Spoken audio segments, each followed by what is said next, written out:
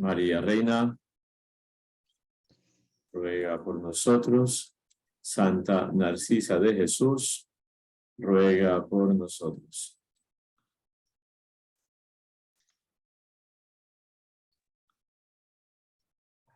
Ruega por nosotros.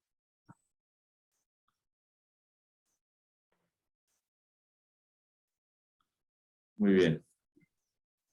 ¿Se ve la pantalla? Sí, padre. Okay.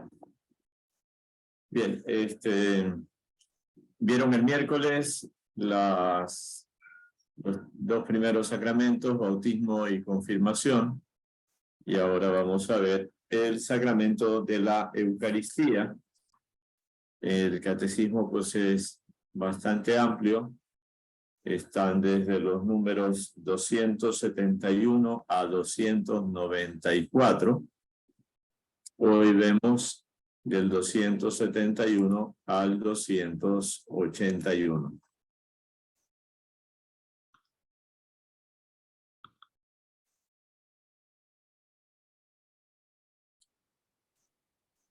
Bien, entonces veamos. Primero, ¿qué es la Eucaristía?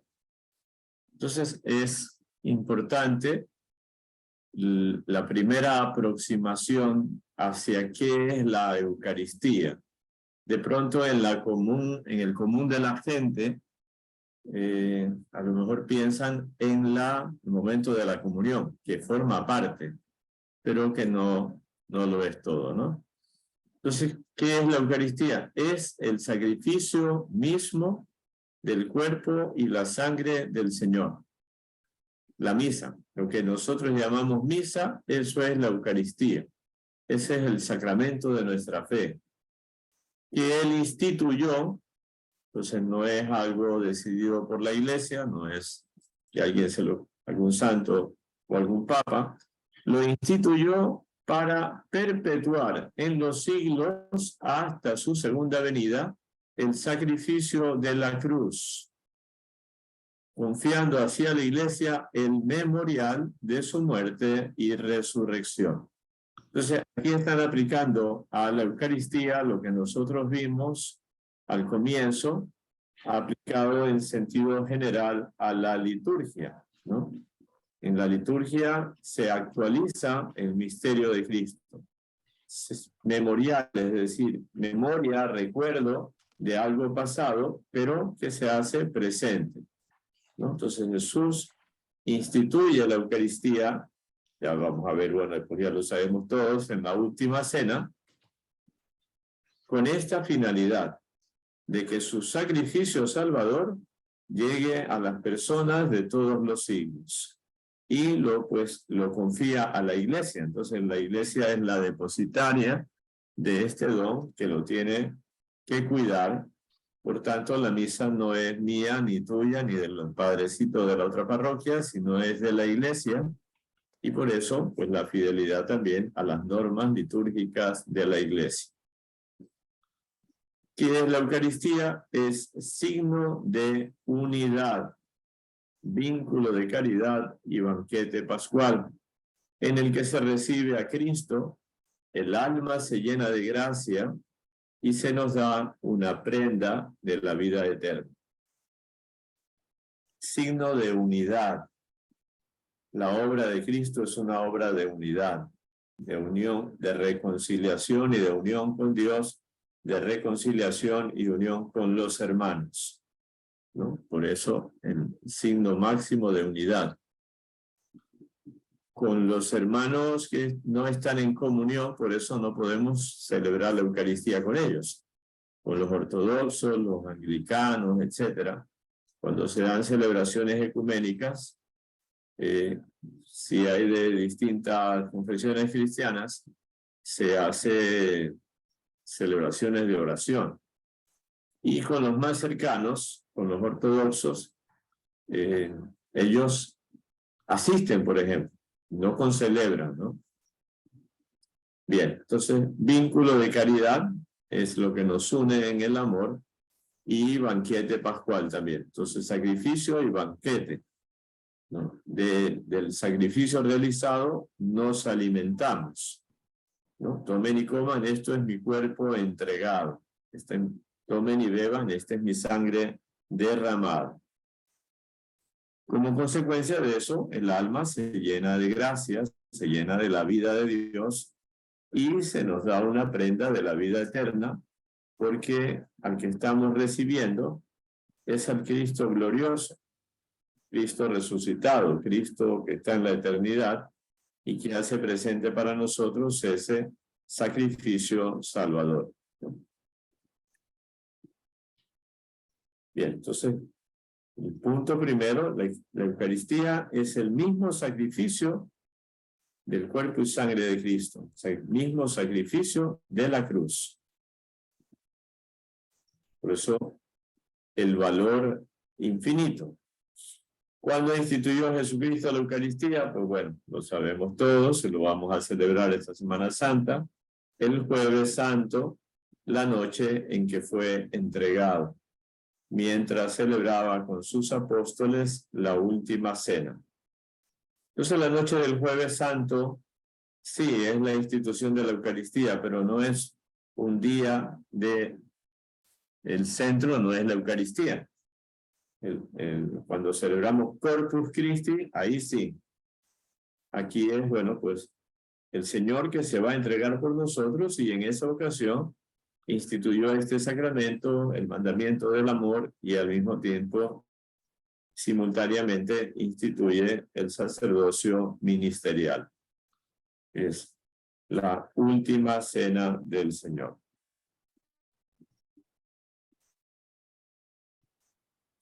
¿Cómo instituyó la Eucaristía? Entonces, después de reunirse con los apóstoles en el cenáculo, entonces lo primero es el reunirse.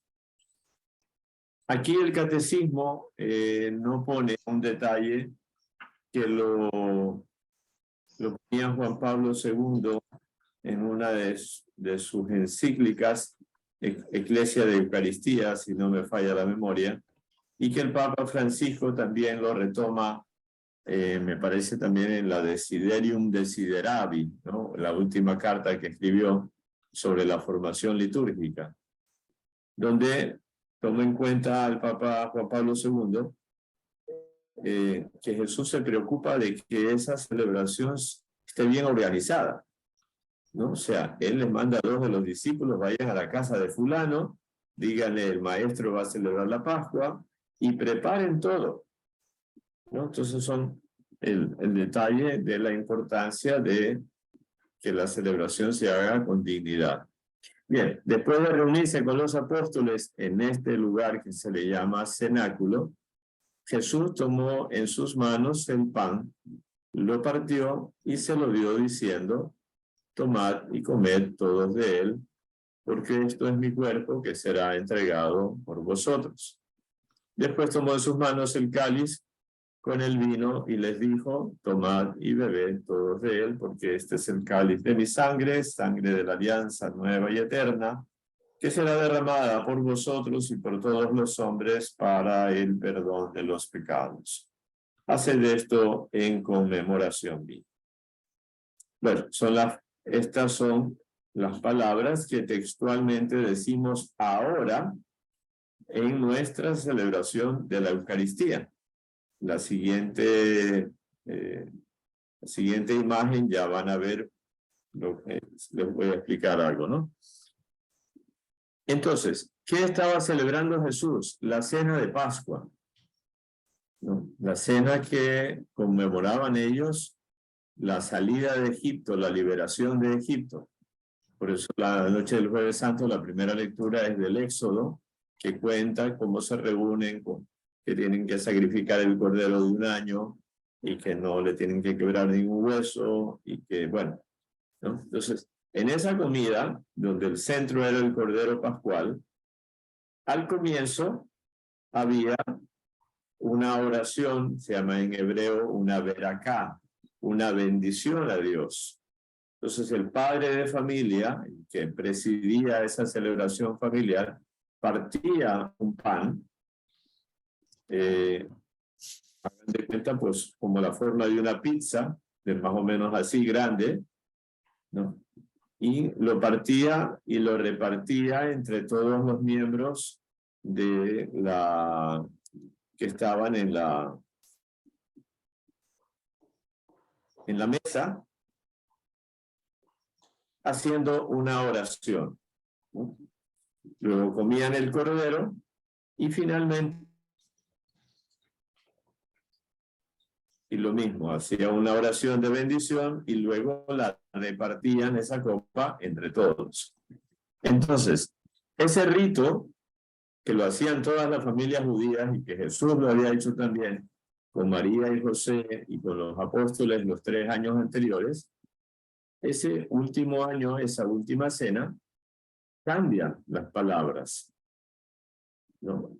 Y al decirles hagan esto en conmemoración mía, pues está instituyendo, está diciendo, a ver, estas palabras no las digo solo por este momento, son para que la sigan utilizando en esta celebración, ¿no? Entonces ahí tenemos el relato de la institución de la Eucaristía. Tomó pan, tomó la copa, el cáliz con vino. Entonces, la siguiente.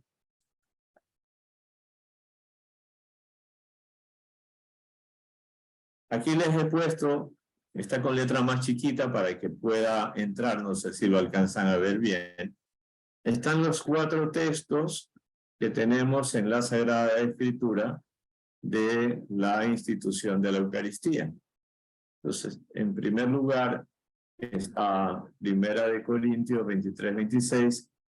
La otra es Lucas, que no lo alcanzo a ver porque algo me tapa. Luego tenemos Marcos y Mateo.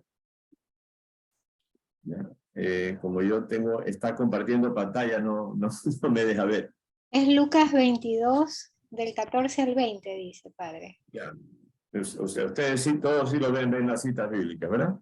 Sí. Ya. Entonces. Sí, padre, que se lo vean.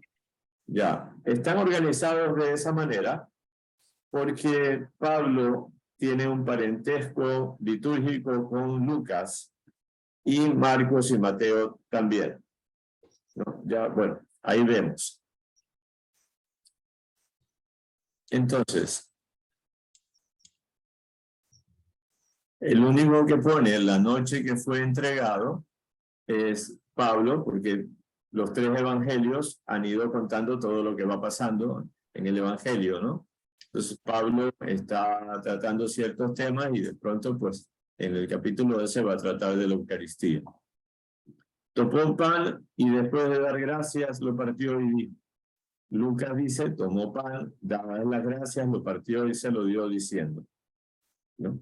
En cambio, Marcos y Mateo, mientras estaban comiendo, tomó pan, lo bendijo, lo partió y se lo dio. Tomó pan, lo bendijo, lo partió y dándoselo a sus discípulos dijo. Entonces miren la semejanza entre Lucas y Pablo y entre Marcos y Mateo, ¿no? Las palabras. Este es mi cuerpo que se da por vosotros, haced esto en memoria mía. Muy semejante a Lucas. Este es mi cuerpo que es entregado por vosotros, haced esto en recuerdo mío. En cambio, Mateo y Marcos es más sencillo. Tomad, este es mi cuerpo, tomad, comed, este es mi cuerpo. Asimismo, también la copa después de cenar.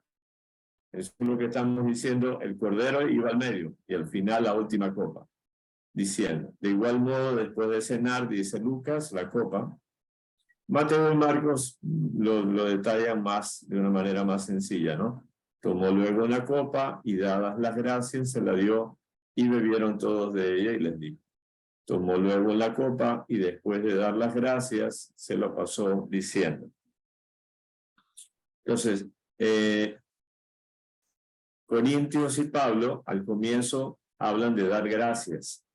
En cambio, Mateo y Marcos al comienzo hablan de bendecir. Tomó pan, lo bendijo. Tomó pan, lo bendijo.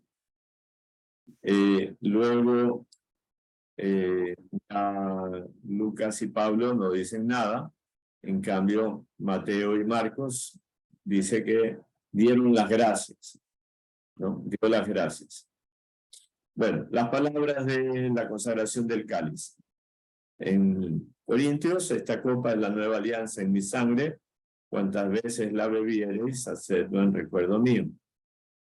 Pablo, Lucas, esta copa es la nueva alianza en mi sangre que es derramada por vosotros. Entonces, ambos hablan de la nueva alianza en mi sangre.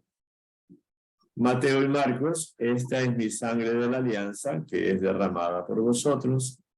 Bebed todos de ella, esta es mi sangre de la alianza que es derramada por vosotros, por muchos, para perdón de los pecados.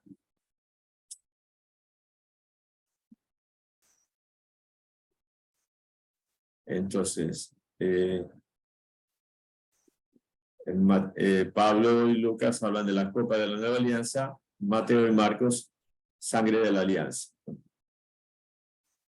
Y luego al final, ¿no? Cada vez que coman este pan y beban, cada vez que coman este pan y beban esta copa, anuncian la muerte del Señor hasta que venga, que es una de las frases que se puede usar en la liturgia actual como aclamación en la misa después de la consagración. Y en cambio los tres sinópticos hacen referencia a la cena escatológica, la cena en el cielo, ¿no? Ya no volveré a beber del producto de la vida hasta que llegue el reino de Dios, ¿no? Eso coinciden los tres. Entonces, la Eucaristía celebrada hoy actualiza el misterio pascual y nos digamos, prenda de la Eucaristía en la vida eterna. Entonces, ¿por qué no están las palabras al pie de la letra en cada uno? Porque todo era cuestión de memoria y no les interesaba tampoco a ellos poner palabra tras palabra, ¿no? Sino el sentido de los hechos. Luego, en el paso de los siglos, las distintas tradiciones litúrgicas, ¿se acuerdan? No sé cuál día fue, si el primero o el segundo, les puse toda la lista de las familias litúrgicas. Bueno, pues se han ido usando estas palabras más o menos de una manera o de otra. Y la Iglesia, nuestro rito romano, pues ha tomado las palabras las que son las que usamos actualmente, ¿no? Que son como una síntesis de esto que está en los tres evangelios y en San Pablo. Bien, eso como algo complementario a lo que está en el catecismo. ¿Qué representa la Eucaristía en la vida de la Iglesia? ¿Cuál es el valor de la Eucaristía en la vida de la Iglesia? Lo que se dice de la liturgia se dice sobre todo de la Eucaristía. Fuente y culmen de toda la vida cristiana. Por lo que va a decir después, ¿no? La fuente de donde brota y la cumbre, lo máximo, ¿no? En ella alcanzan su cumbre la acción santificante de Dios sobre nosotros y nuestro culto a Él. Las dos direcciones, del cielo a la tierra y de la tierra al cielo. La acción santificante de Dios es la máxima gracia de Dios que podemos tener. Y nuestro culto, nuestra alabanza, nuestra acción de gracias. La Eucaristía entonces contiene todo el bien espiritual de la Iglesia, que es el mismo Cristo, nuestra Pascua, ¿no? En cada misa está Cristo con toda su riqueza de salvación. Eso es lo que nuestros hermanos, pues muchos no han captado, no captan. Entonces, para muchos católicos, la misa es un rito. Es un precepto, son unas oraciones, son unas lecturas, son pues unos elementos así religiosos, pero, o sea, ven las ramas, no ven el núcleo, ¿no? Por eso entonces la fe es la que nos hace ver eso. Y la fe tiene que instruirse, ¿no? En la Eucaristía está todo el bien espiritual de la Iglesia. Es una riqueza máxima, ¿no? Papa Juan Pablo II, por ejemplo, decía que los sacerdotes podemos tener muchísimas actividades, pero la única indispensable, podemos dejar de hacer muchas cosas, pero lo único que no podemos dejar es la Eucaristía. El sacerdote es ante todo para la Eucaristía, ¿no? Bien, expresa y produce la comunión en la vida divina y la unidad del pueblo de Dios, ¿no? Ya lo decía un número anterior. Mediante la celebración eucarística, pues también nos unimos a la liturgia del cielo y anticipamos la vida eterna, ¿no? Nos unimos a los que están celebrando la liturgia del cielo y nos da ese anticipo.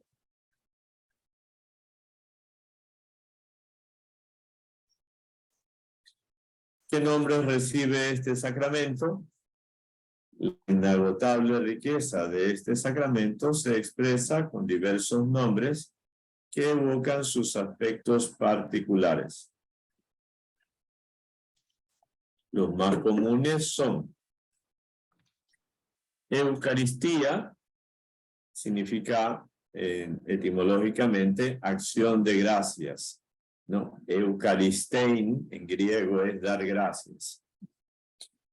Santa Misa, pues es el nombre quizá más común actualmente, ¿no? Y viene la palabra misa, viene del latín missus est, que era en la antigüedad no el final de la misa, no el final de la Eucaristía, sino el final de la primera parte, el final de la liturgia de la palabra.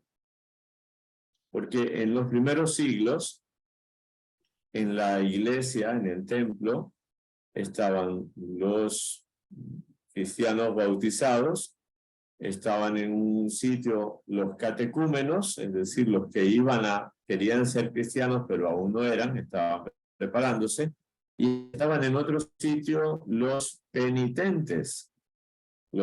Había en esa época antigua la penitencia pública, ¿no? Que eran pecados graves, que entonces hacían penitencia pública, estaban en un sitio con sayal.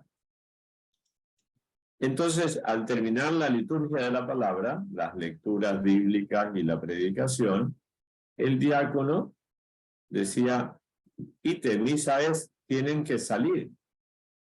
Los invitaba a salir, porque solamente se podían quedar los que estaban aptos para la siguiente parte, que era la comunión. Entonces, esto viene de una peregrina llamada Egeria u Eteria, una peregrina romana que va a Tierra Santa por el siglo IV, V, y cuenta todas las celebraciones que hay en Jerusalén en Semana Santa. Y entonces a ella le llama la atención este nombre y de ahí se queda con el nombre de misa, ¿no? Bien, Cena del Señor, porque lo hizo la última cena y Pablo dice, también le pega una repelada a los corintios porque tienen una indisciplina y dicen esto ya no es comer la Cena del Señor. Fracción del pan, que es el texto que está en los Hechos de los Apóstoles, ¿no? Que dice que los discípulos eran constantes en la oración, en la fracción del pan y en déjenme ver el texto bíblico.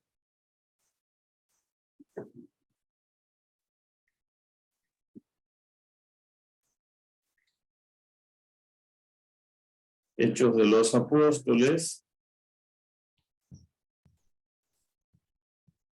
capítulo 2, versículo 42.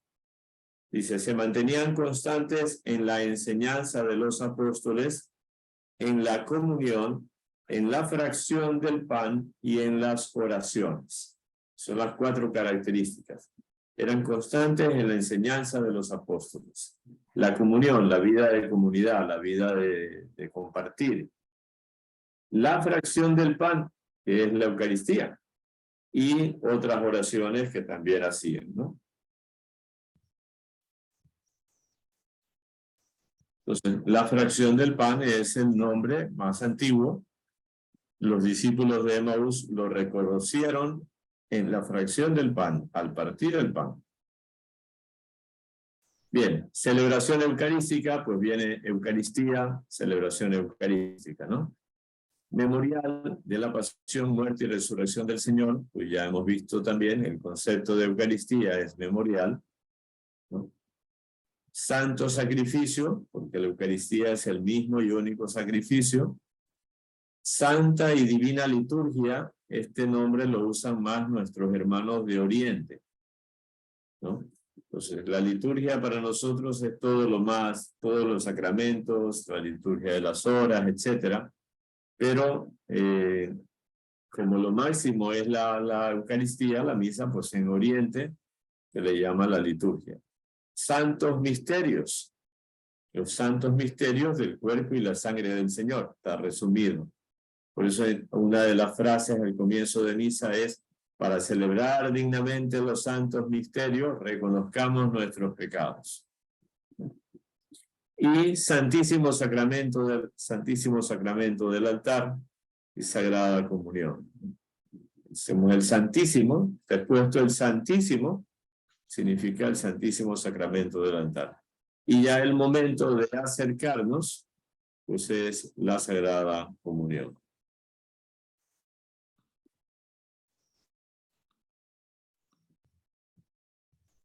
Bien, esos son los nombres. ¿Qué lugar ocupa la Eucaristía en el designio divino de salvación? Antes nos había puesto en la vida de la Iglesia, ¿no? O sea, qué importancia tiene para nosotros.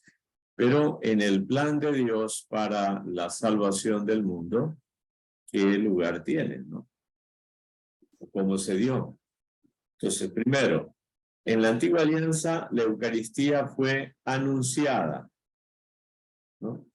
Pues cuando Jesús dice, no he venido a abolir la ley y los profetas, sino a darles perfección, cumplimiento, ¿no? Entonces, toda esa serie de ritos, de imágenes del Antiguo Testamento, se cumplen en Cristo en los sacramentos, ¿no? Fue anunciada sobre todo en la cena pascual, y fue en ella donde Jesús la instituye, ¿no? Celebrada cada año por los judíos con panes ácimos, como recuerdo de la salida apresurada y liberadora de Egipto, ¿no?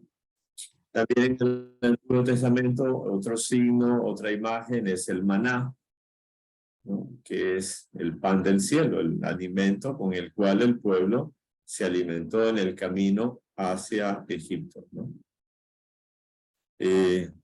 Bien, Jesús la anunció en sus enseñanzas, sobre todo San Juan capítulo 6, el discurso del pan de vida. Ahí habla clarito, ¿no? De quien come mi carne y bebe mi sangre. Entonces la anunció también y la instituyó celebrando con los apóstoles la última cena durante un banquete pascual, durante una cena de Pascua. La iglesia, entonces, Antiguo Testamento, Jesús, la iglesia. La iglesia, fiel al mandato del Señor, hagan esto en memoria mía, ha celebrado siempre la Eucaristía, especialmente el domingo, día de la resurrección de Jesús. Según los historiadores, pero eso es difícil de probar o de negar, pues dicen que al comienzo había misas todos los domingos seguro y los miércoles y los viernes. Y poco a poco con el tiempo fueron aumentando los días hasta que en la época de San Agustín, por ejemplo, ya había misa todos los días, digamos como algo ya comprobado, ¿no? Porque, por ejemplo, San Agustín cuando hace un comentario del Padre Nuestro, al decir, danos hoy nuestro pan de cada día, San Agustín dice, bueno, sí, es la comida, pero también es el pan eucarístico. Entonces, hace referencia a que hay ese pan eucarístico todos los días. Entonces, bueno, la iglesia la celebra la Eucaristía porque ahí está nuestra salvación. No es un simple rito, no es unos cantos y ¿qué dice el Padrecito este domingo? Es Cristo y su sacrificio salvador. ¿Cómo se desarrolla la celebración de la Eucaristía? Bueno, este número da para hacer todo un curso que algún día, si Dios quiere, podremos desarrollar, ¿no? Que es la explicación detallada paso a paso de la Santa Misa. Pero bueno, aquí está en síntesis, ¿no? La celebración eucarística se desarrolla en dos grandes momentos que forman un solo acto de culto. Es una sola celebración que tiene dos partes importantes, con una introducción, que son los ritos iniciales, y con una conclusión. Entonces, esos dos grandes momentos son la liturgia de la palabra y la liturgia eucarística. La mesa de la palabra y la mesa de la Eucaristía. El verbo se hizo carne, ¿no? La encarnación. La palabra se hizo carne y habitó entre nosotros. Entonces, esos elementos se dan en toda la liturgia y pues de manera especialísima en la Eucaristía. Entonces, la liturgia de la palabra, que comprende la proclamación y la escucha de la palabra de Dios. No es una simple lectura, es una proclamación, es una lectura con solemnidad, con autoridad. ¿No? Por eso los lectores pues tienen que prepararse bien. Y la liturgia eucarística, que tiene tres partes: la presentación de las ofrendas, la anáfora o plegaria eucarística con las palabras de la consagración y la comunión. Son las tres grandes partes de la liturgia eucarística. Para entender lo que les voy a decir ahora es una simple semejanza, una especie de una analogía.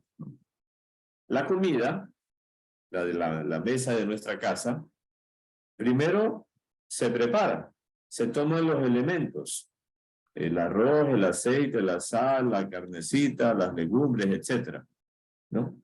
Luego todo eso se cocina y finalmente se sirve y lo comemos. Entonces, esa analogía, ¿no? Se presentan los dones, se presenta el pan y el vino y al mismo tiempo se hace la colecta con la que se pueden comprar esos dones y ayudar a los pobres. Luego viene la gran oración en la que se transforma el pan y el vino y se da la presencia de Cristo y de su sacrificio, y pues otra serie de oraciones que manifiestan la comunión de la iglesia, ¿no? Y luego vienen ya los ritos de comunión, ¿no? Entonces se prepara, se consagra, se comulga. Esos los grandes. Como les decía, esto pues habría que explicarlo más detalladamente. Aquí solo está una pequeña síntesis, ¿no? ¿Quién es el ministro de la celebración de la Eucaristía? El ministro de la celebración de la Eucaristía es el sacerdote y solamente el sacerdote y nadie más que el sacerdote. ¿Qué se entiende por sacerdote? Obispo o presbítero válidamente ordenado. Entonces, el diácono, los diáconos no son todavía sacerdotes, están en el sacramento del orden, pero el sacerdocio, es decir, la capacidad de actuar en la persona de Cristo, es solo el presbítero, yo soy presbítero, y el obispo, que es el que tiene la plenitud del sacramento, ¿no?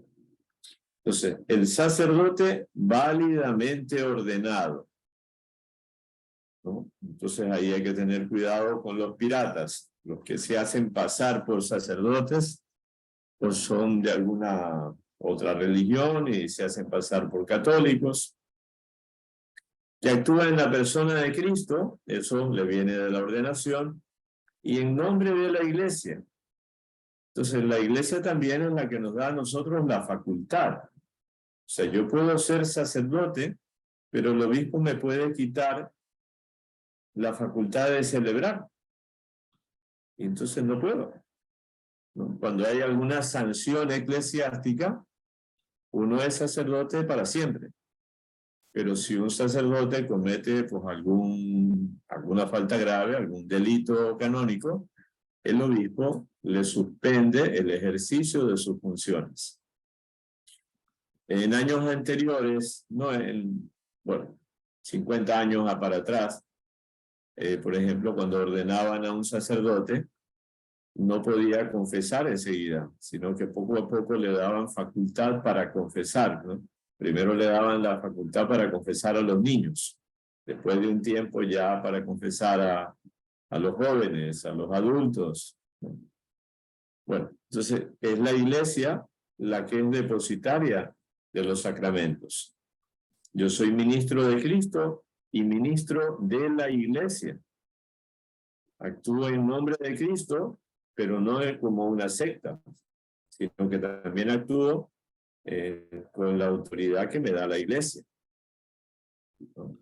Entonces, yo estoy aquí ahora en Parroquia María Reina, ese es el cargo que el obispo me ha dado. Puedo ayudar en otro lado si el padre me lo pide, pero yo no me puedo decir, bueno, yo voy a ser ahora párroco de los Ceibos porque a mí me gusta y me voy para allá. O sea, no, es el obispo, ¿no? En nombre de la iglesia.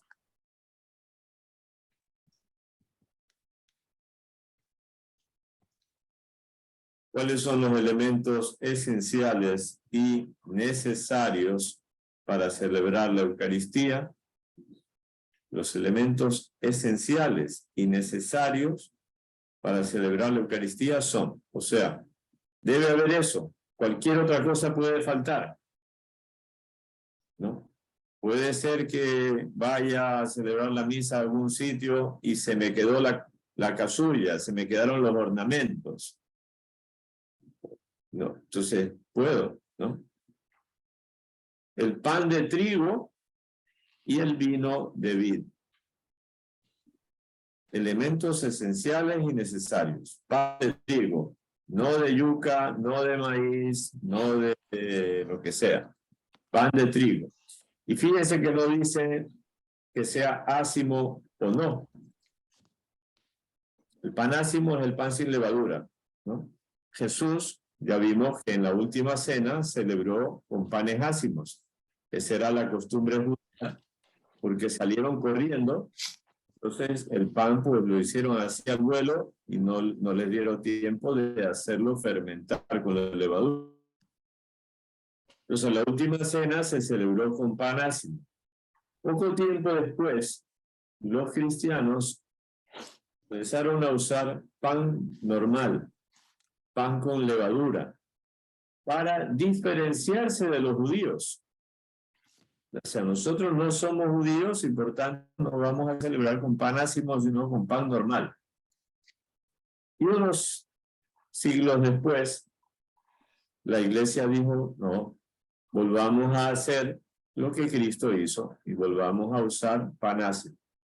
Nuestros hermanos de Oriente, unidos a Roma o separados, siguen celebrando con pan con levadura, ¿no? Entonces, el pan ácimo sin levadura se conserva mejor. El pan normal que tiene levadura se hace tieso, ¿no? Entonces, bueno, en todo caso, simplemente pan de trigo. En caso de una necesidad que no haya pan ácimo, se puede consagrar pan normal, ¿no? Y entonces las hostias nuestras son harina de trigo y agua y nada más. Se ponen al horno y ya está. Y vino de vid. Y entonces no es vino de durazno, ni vino de manzana, ni vino de grosella, ni no sé cuántos vinos existen ahora. Vino de uva. Entonces, puede ser vino blanco, vino tinto, vino rosado, no importa. Tampoco importa el grado alcohólico del vino. vino y punto. Pero vino auténtico. Entonces, nosotros aquí, en nuestro medio, tenemos el llamado vino de consagrar. Usted va a Europa, a España, a Italia, no existe el vino de consagrar. Existe el vino y punto. ¿No? ¿Por qué? Porque ellos tienen abundancia de vino. Entonces no tienen por qué falsificar ni poner sustancias externas, extrañas. Simplemente hay abundancia de vino y pues en el pueblo que yo pasaba vacaciones cuando estudiaba en España, era un pueblo de 300 habitantes, ellos no eran, sobre todo cultivaban cereales, pero tenían sus viñedos, hacían vino y el vino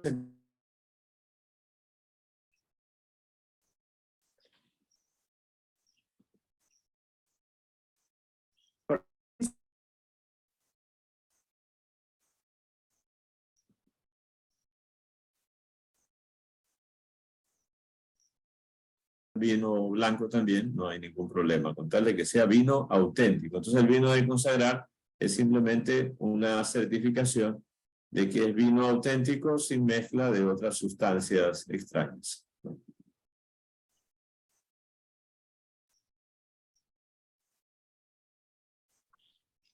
¿En qué sentido la Eucaristía es memorial del sacrificio de Cristo? Entonces, bueno, esto ya un poco ha salido, pero aquí lo desarrolla de nuevo, ¿no? La Eucaristía es memorial del sacrificio de Cristo en el sentido de que hace presente y actual el sacrificio que Cristo ha ofrecido al Padre una vez por todas sobre la cruz en favor de la humanidad. Entonces, hay el sacrificio histórico, el que ocurrió en Jerusalén, en el monte Calvario, ¿no? Hace 2000 años, anticipado en la última cena en el cenáculo. Ese único sacrificio histórico es el que se hace presente y actual en cada misa, ¿no? Entonces, ¿por qué es memorial? Porque hace presente es el sacrificio histórico. No se repite el sacrificio histórico. Lo que repetimos son nuestras celebraciones que hacen presente y actual el sacrificio. El carácter sacrificial de la Eucaristía, ¿no? Porque la misa es un sacrificio, no es porque ay, qué pesado ir a misa, qué sacrificio ir a misa, no. Eso, la misa es el sacrificio de Cristo, no el nuestro. El carácter sacrificial de la Eucaristía se manifiesta en las mismas palabras de la institución. Esto es mi cuerpo que se entrega por ustedes. Este cáliz es la nueva alianza en mi sangre que se derrama por ustedes, ¿no? Entonces, el cuerpo entregado, la sangre derramada, están haciendo referencia a su muerte, ¿no? Y es algo que Él lo hace libremente. Él se entrega por nosotros, ¿no? Nadie me quita la vida, yo la doy porque quiero. Entonces, el sacrificio de la cruz y el sacrificio de la Eucaristía, de la misa, son un único sacrificio, son el mismo sacrificio. Son idénticas la víctima y el oferente, ¿no? El que se entrega y el que entrega. Y solo es distinto el modo de ofrecerse, de manera cruenta en la cruz, incruenta en la Eucaristía. De manera sangrienta en la cruz, sin sangre en la misa. La víctima es Cristo y el que ofrece es Cristo mismo. Y eso tanto en el Calvario como en la misa en cualquier parte del mundo donde se esté celebrando.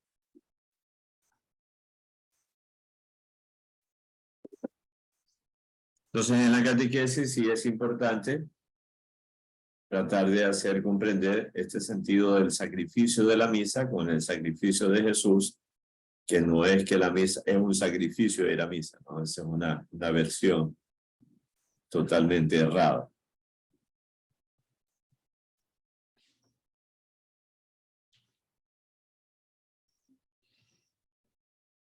¿De qué modo la iglesia participa del sacrificio eucarístico? En la Eucaristía, el sacrificio de Cristo se hace también sacrificio de los miembros de su cuerpo, ¿no? Porque quien celebra, vimos al comienzo, quien celebra la liturgia, el Cristo total. Cristo cabeza, Cristo persona y Cristo cuerpo, nosotros. Por tanto, también en el sacrificio de Cristo se hace sacrificio nuestro. Entonces, la vida de los fieles, su alabanza, su sufrimiento, su oración y su trabajo se unen a los de Cristo. Eso es el sentido de la presentación de ofrendas en la misa, ¿no? Junto al pan y el vino, ofrecemos nuestra vida de la semana, nuestras alegrías, nuestras penas, nuestros éxitos, nuestros trabajos, nuestros dolores, nuestras súplicas, todo va ahí unido al sacrificio de Cristo. Y Él es el que le da valor. En cuanto a sacrificio, la Eucaristía se ofrece también por todos los fieles, vivos y difuntos, en reparación de los pecados de todos los hombres y para obtener de Dios beneficios espirituales y temporales, ¿no? Esa reparación de los pecados tendría también que haberlo resaltado, ¿no? La misa se ofrece para el perdón de los pecados, ¿no? Y para obtener de Dios beneficios. Este viene a ser el último número de esta noche, pero en una siguiente diapositiva les voy a poner esto mismo dicho de otra manera. Y también la Iglesia del Cielo está unida a la ofrenda de Cristo, ¿no? Porque es el único cuerpo del Señor el que celebra toda la liturgia y el que celebra la Eucaristía. Entonces, esta diapositiva siguiente, lo que nos va a presentar son los fines y frutos de la Santa Misa. Sobre todo los fines, ¿no? A ver, Pierina Naranjo. ¿Cómo está, padre? Buenas noches. Buenas noches. Estaba aquí, dice, ¿de qué modo la iglesia participa del sacrificio eucarístico? La última parte dice, en reparación de todos los pecados para obtener beneficios espirituales y temporales. ¿A qué podría llamarse un beneficio temporal? A que usted está sin trabajo y le pide a Dios que le dé trabajo. Usted está enferma y le pide a Dios la salud. Esos son beneficios temporales, cosas de la vida terrena. Ah, de acuerdo, muy amable, padre, gracias. Beneficios espirituales es que a ver que tengamos más fe, o que se convierta mi vecina, o que, bueno, o sea, cosas de tipo espiritual y las otras cosas de tipo de la vida humana del día a día, ¿no? Ahí pedimos la paz del mundo, que no haya guerras, que no haya pobreza, que no haya miseria, por los que murieron en el terremoto, por bueno, tantas cosas que hay en necesidades en la tierra, ¿no? Bien, los fines de la Santa Misa. Entonces están estas palabras, yo me las sé en otro orden: propiciatorio, latréutico, impetratorio y eucarístico, pero bueno, el orden es lo de menos, ¿no? Entonces, ¿cuáles son los fines de la misa? Latréutico, latría, significa adoración, honrar y adorar a Dios. Fin de la misa, adorar a Dios, es el sacrificio del Hijo al Padre. ¿Quién lo puede adorar de manera más perfecta que Jesús? Eucarístico, dar gracias a Dios. Por todo den gracias a Dios, dice San Pablo, ¿no? Propiciatorio, ahí estaba lo que salía antes del perdón de los pecados. Hacer propicio, ¿no? Cuando alguien está enojado, están distanciados, están resentidos. Entonces, ser propicio es como, bueno, ya reconciliémonos, acerquémonos, ¿no? Desagraviar a Dios por nuestros pecados. Pedirle que nos purifique de nuestros pecados, que nos perdone y que nos purifique. Y impetratorio, impetrar, es pedir, suplicar. Pedir a Dios sus dones y sus gracias, ¿no? Los beneficios espirituales y temporales que decía antes, ¿no? Entonces, esos son los 4 fines de toda misa. La siguiente es, bueno, como una gráfica de eso mismo, ¿no? Adoración, propiciación, dar gracias y petición.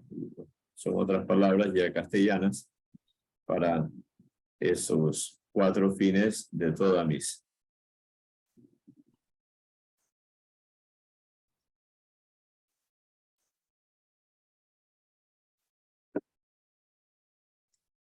Muy bien. Bueno, pues hasta ahí tenemos hoy. ¿Quieren hacer alguna pregunta más? Padre, yo tengo una pregunta. A ver. Yo tenía entendido que la palabra misa tenía que ver con envío también. Bueno, al final de la misa, o sea, yo les dije el origen. ¿Por qué se llama misa? Porque en la época antigua lo decían al final de la liturgia de la palabra. Luego en el rito posterior, de siglos posteriores, sobre todo el rito tridentino, que es el que más, incluso en el rito actual, en la edición latina está la misma palabra que es ite missa est. Por eso los grandes liturgistas no están contentos con la traducción que tenemos del pueden ir en paz, porque el pueden ir en paz da la idea de tranquilos, váyanse a la casa que ya cumplieron. O sea, ya pasó, ¿no? Entonces el ite, misa es mucho más profundo, porque ite es en latín es el imperativo de ir. O sea, vayan. Y de hecho se reduplica, ¿no? Misa es el envío, son enviados. Vayan, son enviados. Entonces no es simplemente terminó la misa, sino que si terminó es para que salgamos y llevemos al mundo lo que nosotros hemos recibido. Para que la luz que se nos ha dado la reflejemos nosotros afuera. Siempre la vida cristiana tiene una dimensión misionera.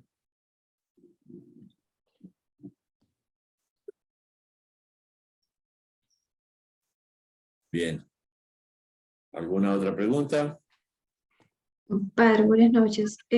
Una consulta. Dicen que donde fueres, haz lo que vieres.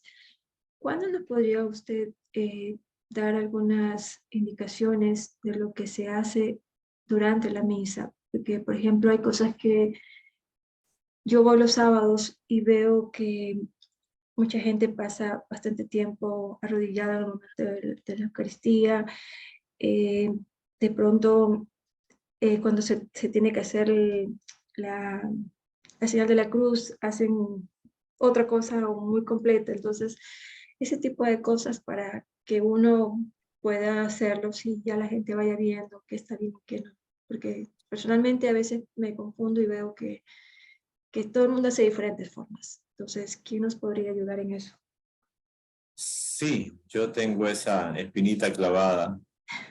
Y más aún todavía cuando la última carta del Papa Francisco que se llama Desiderium Desideravi, que son las palabras de Jesús antes de la cena. Dice, con ansia he deseado comer esta cena con ustedes. Qué anhelo que tenía de celebrar esta cena, ¿no? Esas palabras la usa. Y esa encíclica habla de la formación litúrgica de los fieles para que comprendan y se enriquezcan más con las celebraciones de la sobre todo de la misa, que es la principal y la que participamos más frecuentemente, porque a un bautizo pues vamos de vez en cuando, ¿no? Un matrimonio también, pero la misa es de todos los domingos y algunos de todos los días. Entonces la misa, como no es mía ni del otro párroco, sino que es de la iglesia, pues la iglesia tiene unas normas que yo procuro pues enseñar. Ahora, de pronto hay cosas que se van metiendo, se van haciendo costumbre, porque no se corrigieron o se dice y aún le cuesta, ¿no? Yo he hecho alguna corrección, pero veo que todavía pues hay personas que o no estaban ese día que hice la corrección, o pues no lo han asumido y no lo hacen, ¿no? Pero bueno, no nos vamos a poner a pelear, pero sí es importante conocer cómo celebrar bien según las normas de nuestra Santa Madre Iglesia. Gracias.